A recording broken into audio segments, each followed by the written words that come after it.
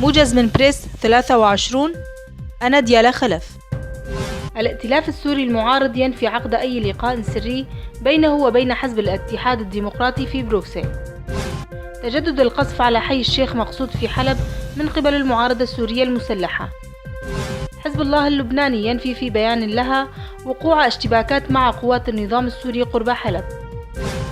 الرئيس السوري بشار الأسد يصدر مرسوما يقضي بزيادة رواتب الموظفين في الدولة بمبلغ 7500 ليرة سورية، أي ما يعادل 15 دولارا أمريكيا تقريبا.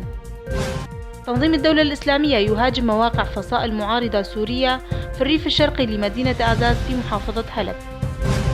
الحكم بالسجن المؤبد على الرئيس المصري السابق محمد مرسي في قضية التخابر مع دولة قطر، وبالإعدام شنقا على 6 آخرين.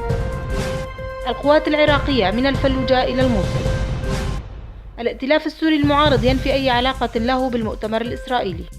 للمزيد من المعلومات والأخبار يرجى زيارة موقعنا www.press23.com.